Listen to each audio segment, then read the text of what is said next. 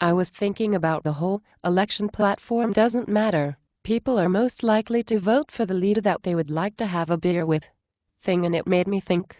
If we think of last election as last weekend, this is what happened.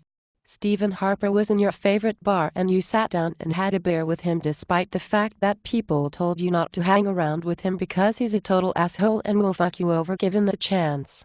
Your best friends Sue Environment and Bob Healthcare even told you about how Harper got drunk last weekend and nearly beat the shit out of them both.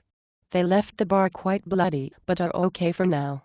You think about it and then conclude, oh well, they were just exaggerating. He probably just insulted them, but no punches were actually thrown. Right, and everyone talks about how they all sat with Harper and he promised to buy rounds all night for everyone. But when the bill came, he bolted for the door and everyone got stuck not only paying for their own beer, but also all the massive spending Harper did that night too. So you go back to the bar this election, which we can call this weekend, and you see Harper there sitting at your favorite table again promising to buy everyone beer all night. You look over at the other tables and see Gilles. He promises to buy you drinks, but then says he'll only buy you ice wine. You politely tell him you really just want to drink beer, but he insists that you should drink ice wine with him. You say thanks but no thanks and move along to the next table and see Iggy. Yeah, I get it. Iggy, then he promises to buy you beer, ice wine, and even Jägermeister. Anything you want, it's all on me, he says. You think about it for a minute and you walk away after you remember someone telling you a story about how he also beat the shit out of Bob Healthcare and Sue Environment a while back. Maybe it wasn't him, it might have been his best friend Paul Martin, but you are certain it happened. You get to the last table and you see Jack. He has a huge smile on his face and you think about how you've always loved drinking with him. The problem is he tells you that he doesn't have a lot of money and he can only buy you a couple of rounds. Suddenly Harper's table looks more appealing. You have a couple of drinks with Jack, promise you will be back before last call, and decide to head over to Harper. He welcomes you with open arms, promising if you stay at his table he'll take care of you well. His best friends Joe the banker and Paul T. Jetfighter get up and start walking away. Harper pays their bills without any hesitation and high-fives them on their way out.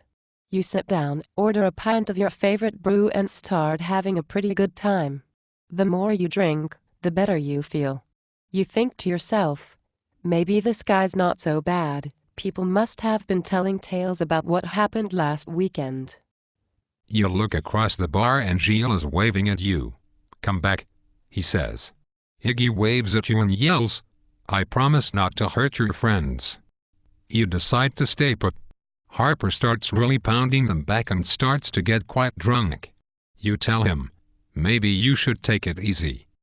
To which he says, fuck you. You take it easy. You say, dude, I think I'm gonna leave now. He then says, oh sorry man, I'm okay I swear. You look across the bar and see Sue Environment and Bob Healthcare frantically making gestures towards you, telling you the situation is about to get out of hand. You ignore their warnings and continue to get smashed with Harper. Last call rolls around and Harper jumps over the bar and reaches for the Louisville Slugger on the wall behind it.